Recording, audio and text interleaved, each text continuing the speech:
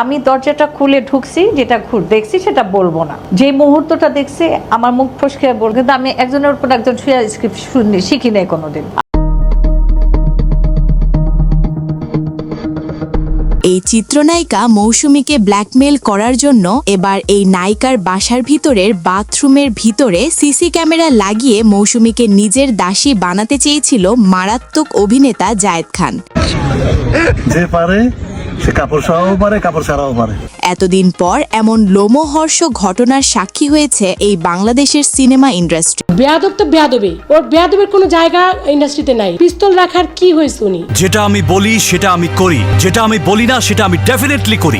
সাম্প্রতিক সময় ঘিরে মৌসুমীর সাথে ওমর সানির বিচ্ছেদ হওয়ার ইস্যুটি সামনে এলেও গণমাধ্যমে মুখ খুলেননি এই অভিনেত্রী। সূত্র ধরে জানা যায়, মৌসুমীর ছেলে যখন রেস্টুরেন্টে সীসা রাখার অপরাধে গ্রেফতার হয়েছিল পুলিশের হাতে, তখন এই অভিনেত্রী মৌসুমী ও অভিনেতা ওমর সানি কি করবে ভেবে পাচ্ছিল না। অনেক চেষ্টা করেছে নিজেদের ছেলে ফারদিনকে জেলখানা থেকে বের করার, কিন্তু ভাগ্যের কি পরিহাস, অনেক চেষ্টা করার পরেও নিজের ছেলে ফারদিনকে জেল হাজত থেকে বের করতে পারেনি এই অভিনেতা ও অভিনেত্রী। কথায় আছে, কপাল যখন পড়ে তখন মশার কামড়ও কেন জানি বাঘের থাবার মতো লাগে। ঠিক এই চিরন্তর সঠিক সময়ে নায়কের বেশে মৌসুমীর জীবনে হিরোর মতো এন্ট্রি নিয়েছিলেন এই জায়েদ খান। এই অভিনেতা জায়েদ খান তখন সিনেমা ইন্ডাস্ট্রিতে একদম নতুন। ঠিক এই চিত্রনায়িকা মৌসুমীর এই বিপদের দিনে জায়েদ খান পুলিশের এক উপর লেভেলের কর্মকর্তার সাথে কথা বলে মৌসুমীর একমাত্র ছেলে ফারদিনকে জেলখানা থেকে বের করে আনেন। ঠিক তখন থেকেই এই লাকসময়ী কুইন চিত্রনায়িকা মৌসুমীর বাসায় যাওয়া আসা শুরু হয় এই মারাত্মক ডিগবাজি খাওয়া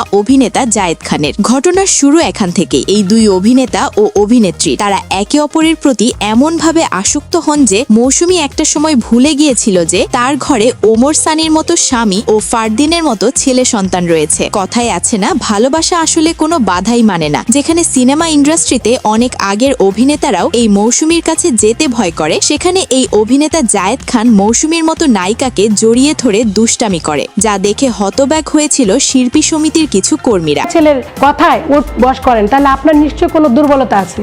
একটা সময় মৌসুমী ও জায়েদ খানের সম্পর্ক এমন গভীর হতে লাগে যে কোনো সময় মৌসুমীর বাসায় চলে যেত এই জায়েদ খান, এবং এনি টাইম আবার জায়েদ খানের বাসায় আসতো এই চিত্রনায়িকা মৌসুমী। এমন একটি তথ্য আমাদের হাতে এসেছে। তবে মৌসুমীকে নিজের জালে ফেলার জন্য জায়েদ খানের মতো নায়ক মৌসুমী বাসায় গিয়ে মৌসুমীর বাথরুমের ভিতর সিসি ক্যামেরা লাগিয়েছিল বলে দাবি তুলেছিলেন সিনেমা পাড়ায় কর্মীরা। ঘটনাটির সত্যতা না পাওয়া গেলেও মৌসুমীর এমন কিছু ফুটেজ এই জায়েদ খানের কাছে ছিল, যার কারণে মৌসুমী জায়েদ খানের কাছে একটু দুর্বল ছিল। বাংলাদেশের একটি টক শোতেও এই অভিনেত্রী মৌসুমীর মুখেও শোনা যায় এই জায়েদ খান অলরাউন্ডার ছিল। ওকে অলরাউন্ডার বলে খারাপ বলা হবে না, অলরাউন্ডার।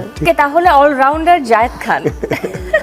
যেখানে কম হলেও 10 লাখ টাকার নিচে সিনেমা করেন না এই অভিনেত্রী মৌসুমী, সেই চিত্রনায়িকা সেখানে মাত্র জায়েদ খানের কথায় এবং ওই সিনেমাতে জায়েদ খান অভিনয় করার কারণে মাত্র 3 লাখ টাকায় সোনার চর নামক সিনেমাতে অভিনয় করেন মৌসুমী। সেটা কি শুধু অভিনয় ছিল, নাকি তাদের ভিতরে এমন কিছু ছিল যা আপনি আমি কেউ খালি চোখে দেখতে পাচ্ছি না? আজ এই মৌসুমী বাংলাদেশের মাটিতে নেই। স্বামী ওমর সানি একা পাগলের মতো ভিডিও করে বেড়াচ্ছে বিভিন্ন অঞ্চলে, আর অন্যদিকে জায়েদ খানও চলে গিয়েছেন যুক্তরাষ্ট্রের মতো দেশে। সেখানে মৌসুমী আছে বলে একটি সূত্র জানিয়েছে। তারা দুজনে যে কি করছে আসলে সেখানে, এটি এখন জানতে চায় লাখো কোটি সিনেমা প্রেমী ভক্তরা। ফাঁকাবাসীর চিপায় ওমর সানিকে ফেলে চিত্রনায়িকা মৌসুমী এখন জায়েদ খানের হয়েছে বলে মন্তব্য করেছেন সিনেমা ইন্ডাস্ট্রির কিছু কর্মীরা। প্রাণপ্রিয় দর্শক, এই জায়েদ খান ও চিত্রনায়িকা মৌসুমীকে ঘিরে আপনাদের মূল্যবান মতামত আমাদেরকে কমেন্ট করে জানিয়ে দিতে পারেন। সেই সাথে ভিডিওটি জাস্ট একটু ভালো লাগলে একটি লাইক দিয়ে শেয়ার করতে পারেন। ধন্যবাদ।